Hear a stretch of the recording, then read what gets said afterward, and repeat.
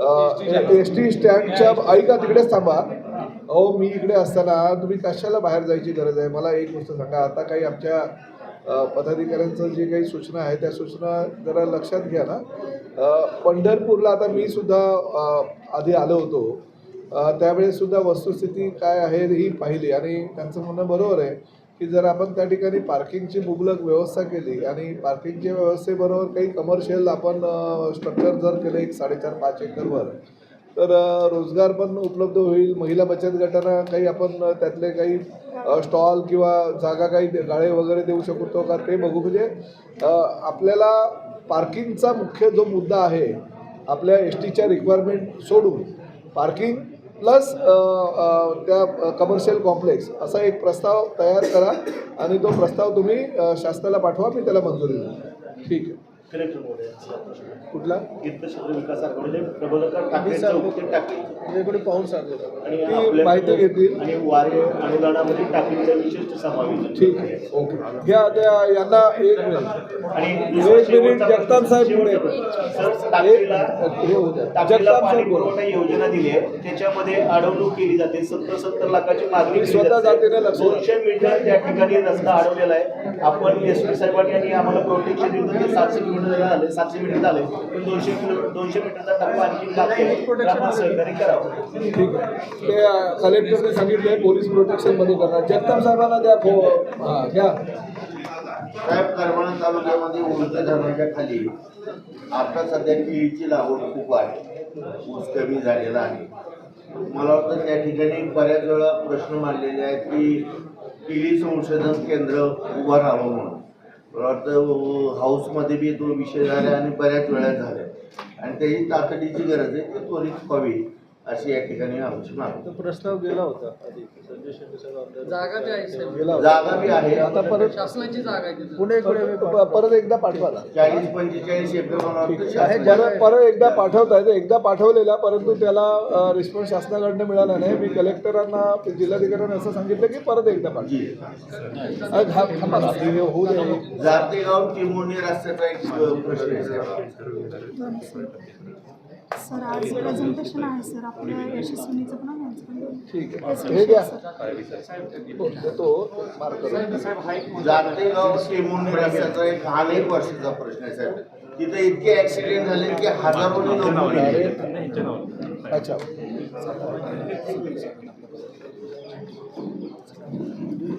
रोज तिथे ऍक्सिडेंट होतात आणि हजारोनी लोक मेली. शेकडो ऍक्सिडेंट तुम्हाला सांगतो महिन्यात 15 दिवसात होतात. जातेगाव ते टेंभुर्णी रस्ता. कुणाकडे येतो तो? PWDच्या 561 ना 561. आता साहेब सुजय विखे साहेबांचा या मतदारसंघ येतो, त्यांचा जिथपर्यंत आहे नगरमध्ये चांगला केला, करून घेतला. नगर बॉर्डर हा 45 ते 50 किलोमीटर राहिला. आता PWDच्या लोकांना फार लावा.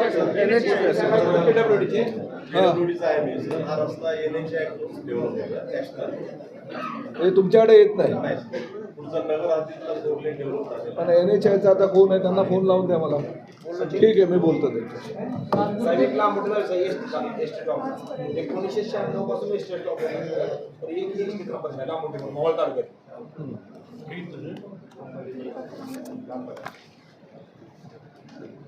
बोला. कुठे गेले? ST DC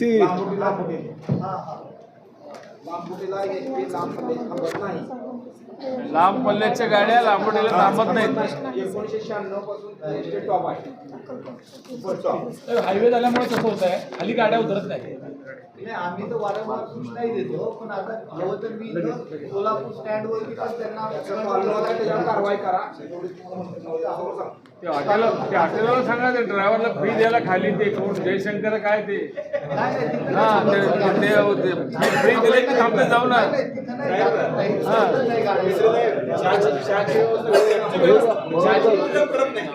साहेब दक्षिण सोलापूरमध्ये शिरडगाव 19 किलोमीटरवरती गाव आहे.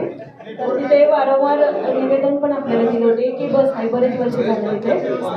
तर पाठीमागे देखील सांगून देखील आतापर्यंत एकही बस चालू झाले नाही. आणि दुसरा एक विषय होता, पंढरपूर सोलापूर तिरे मार्गेवरती सकाळी 10 वाजल्यापासून दुपारी 3 वाजेपर्यंत वेळेत बस जात नाही, गेली तर एखादी बस जाते. म्हणजे पंढरपूर डेपोमधून बस सुटतात, परंतु सोलापूर डेपोमधून बस येत नाही.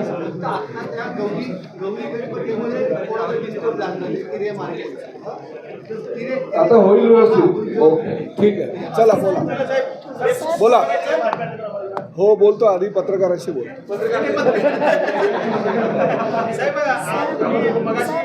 एक मिनिट थांबा ना जरा, ऐकून घ्या ना. आई थांबलोय इकडे. अधिकाऱ्यांना काल तुम्ही नांदरी चेकपोस्टवर काय काय नांदरी चेकपोस्टवर पाहणी केली हो. परंतु अधिकाऱ्यांकडे त्यावर अनुज्ञ होते आणि अधिकाऱ्यांना आपण दावे सुद्धा त्यांना उत्तर सुद्धा देता आलं नाही. काय एकंदरीत पाहणी केली आहे आणि काय आढळून आलं? नाही बघा, आता त्या खात्याचा मंत्री आणि शासनाचं असं धोरण आहे की सगळे चेकपोस्ट बंद करावेत, परंतु जे अदानीला दिलेले चेकपोस्ट आहे त्या चेकपोस्टची जी किंमत आहे ती त्यांनी जास्त मागणी केलेली आहे, त्यामुळे ते चेकपोस्ट सध्या कार्यरत आहे.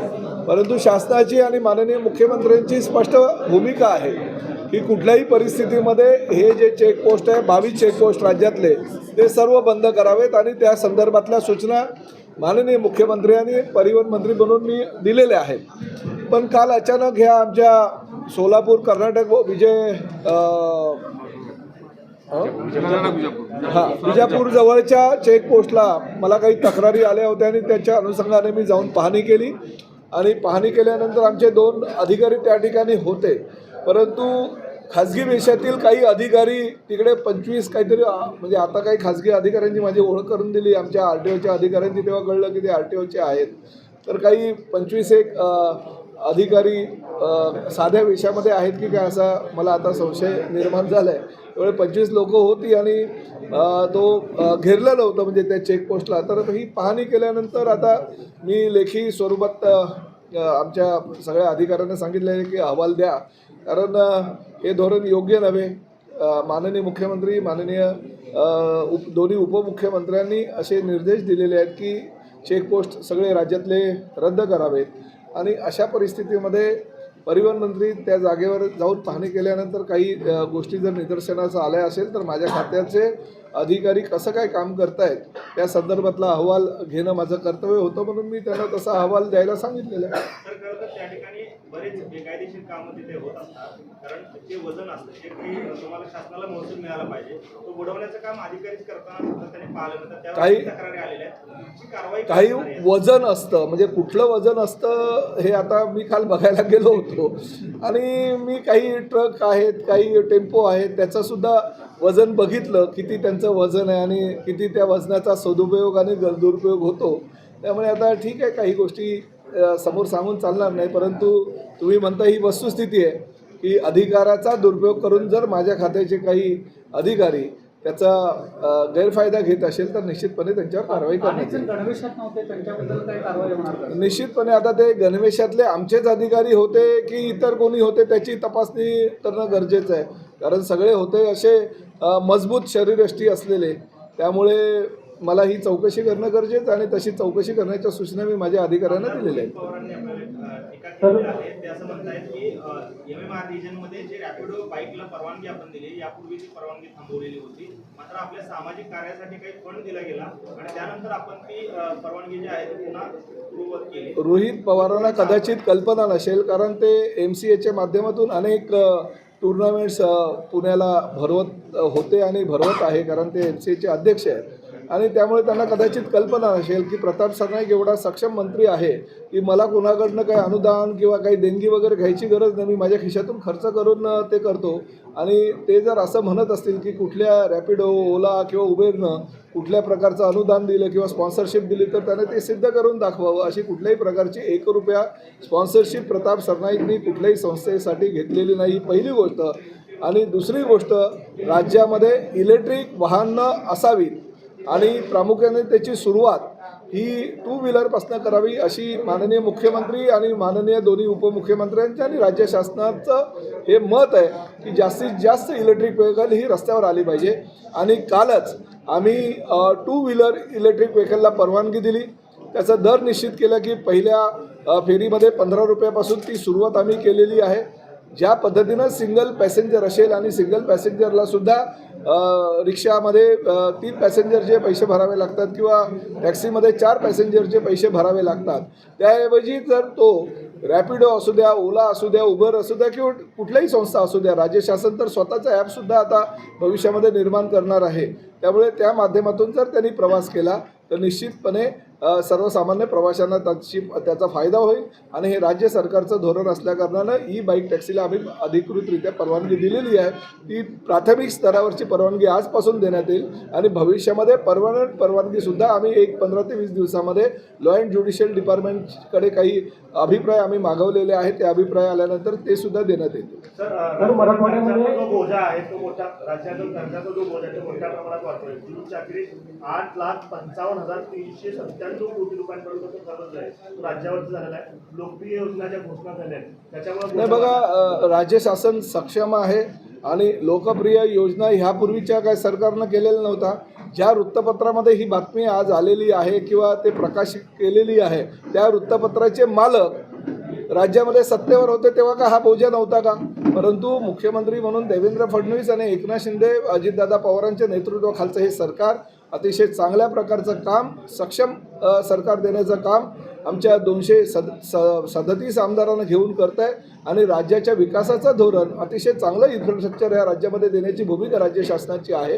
कर्जाची कुणीही काळजी करू नका, कर्ज भरायला सुद्धा राज्य सरकार सक्षम आहे. साहेब, एकनाथ शिंदे यांच्याबद्दल अपशब्द वापरू नका, अन्यथा आम्ही महायुती धर्म पाळणार नाही असे नरेश मस्के म्हणतात. बरोबर, त्यांच्या मताशी मी सुद्धा सहमत आहे. तर पूर्वी प्रश्नाचा मराठवाड्यामध्ये अंमलबजावणी सुरू झाली, पण सोलापूर जिल्ह्यातल्या 58 गावांसाठी त्यांना इथल्या प्रशासकीय अधिकाऱ्यांना ट्रेनिंगसाठी बोलवलेलं नाही, तसं पत्र इथं प्रसिद्ध झालेलं नाही. काय पूर्वी प्रश्न जो आहे 2 आता त्या संदर्भात आता विषयपत्रिकेवरचा विषय होता आणि जिल्हाधिकाऱ्यांना प्रत्येक जिल्हाधिकाऱ्यांना राज्यातल्या सूचना आम्ही केलेल्या आहेत आणि त्याची अंमलबजावणी जिल्हाधिकारी राज्यातील प्रत्येक जिल्ह्यामध्ये करतील. विजय वडेट्टीवार असं म्हणतात की लाडक्या बहीण योजनेमधून मोठ्या प्रमाणात महिलांना अपात्र करण्यात येतं. जवळपास 8 लाखापेक्षा अधिक महिला अपात्र केले गेलेले आहेत मराठवाड्यात आणि दुसरीकडे राज्याला खड्ड्यात आणि बरबाद करण्याचं काम जे आहे ते सरकार विद्यमान सरकार करते. आता विजय वडेट्टीवार विरोधी पक्षाचे सदस्य, त्यांच्याकडनं काय चांगल्या भावना आम्ही अपेक्षित करणार आहे मला सांगा.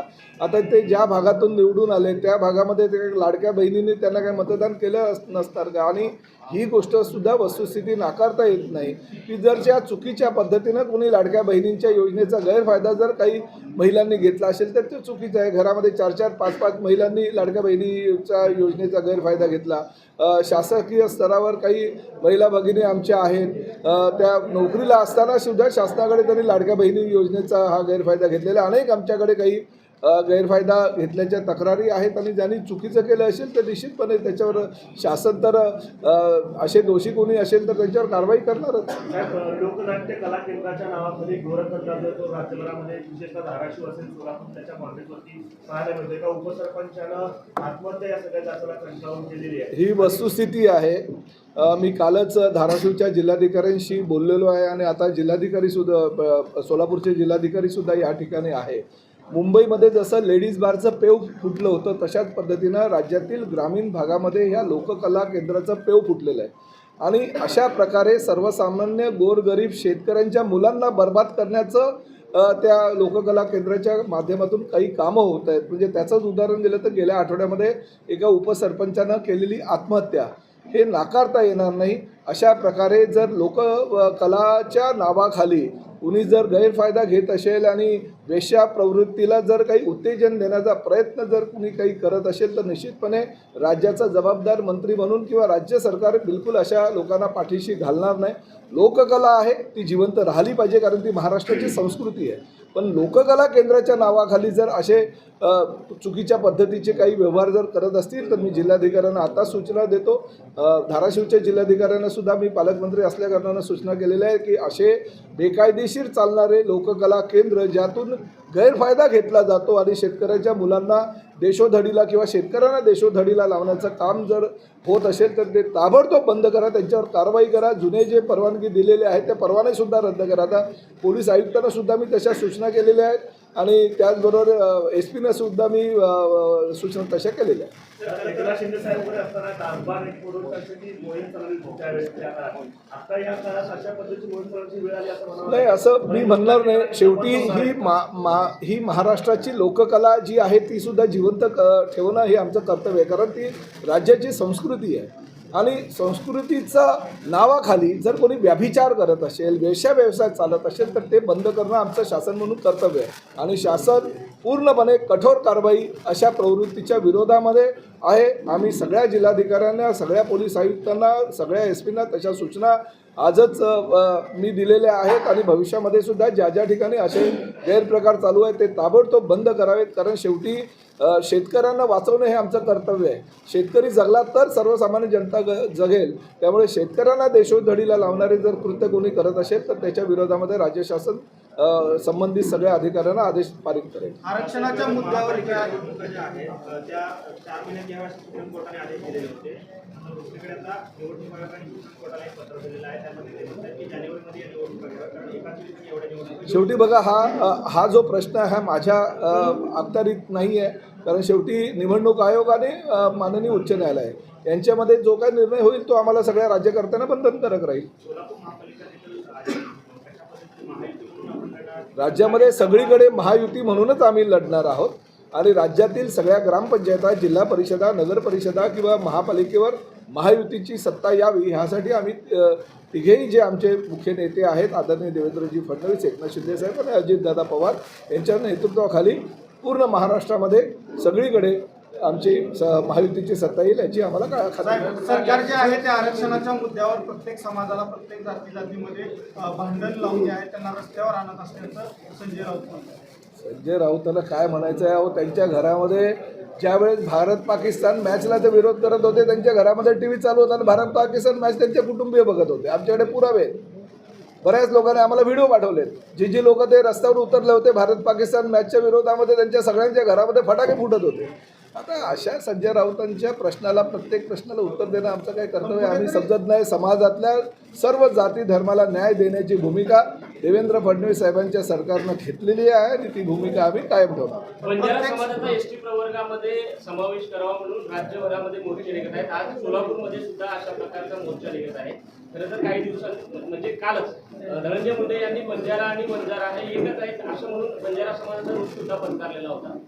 सरकार म्हणून काय भूमिका असणार आहे? नाही बघा, सरकार म्हणून हे मी फक्त सोलापूरचा संपर्क मंत्री आहे, परंतु हे निर्णय घेण्याचे अधिकार मुख्यमंत्री आणि दोन्ही उपमुख्यमंत्र्यांचे आहे. आणि लोकशाहीमध्ये भले मराठा समाज असू द्या, कुणबी समाज असू द्या, OBC समाज असू द्या, ST असू द्या किंवा बंजारा समाज असू द्या, प्रत्येक समाजाला लोकशाहीमध्ये आपल्या अधिकारासाठी रस्त्यावर उतरण्याचे अधिकार प्रदान केलेले आहेत. त्यामुळे प्रत्येकजण हा आपल्या समाजासाठी रस्त्यावर उतरतो.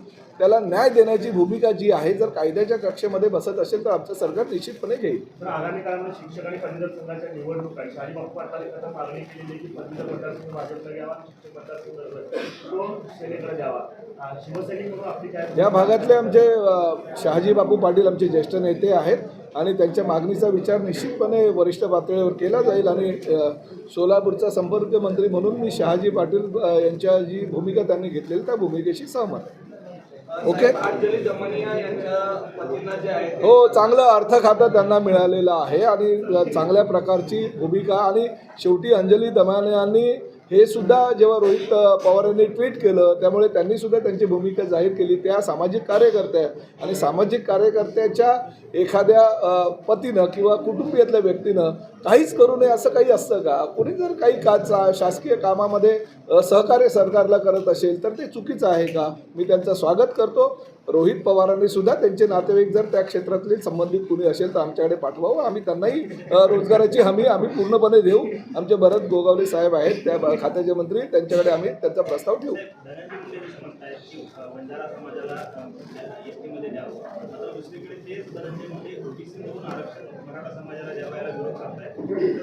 भूमिका धनंजय मुंडे यांची आहे. बघा, त्या संदर्भात मला काही कल्पना नाही आहे, पण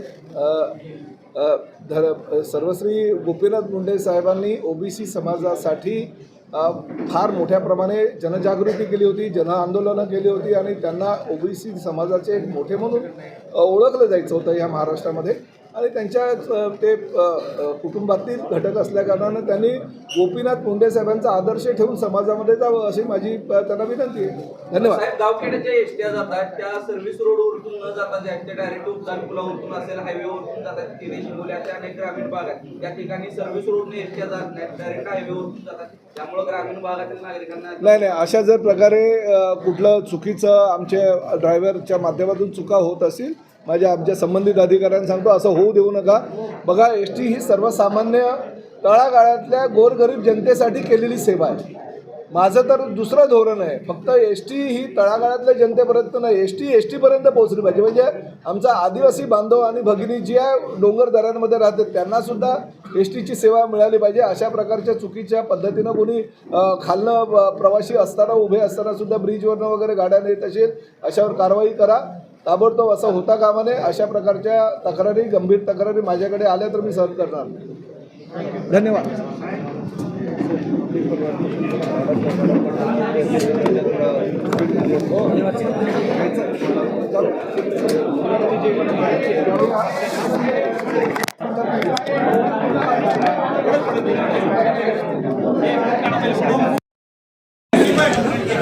त्याच्यावर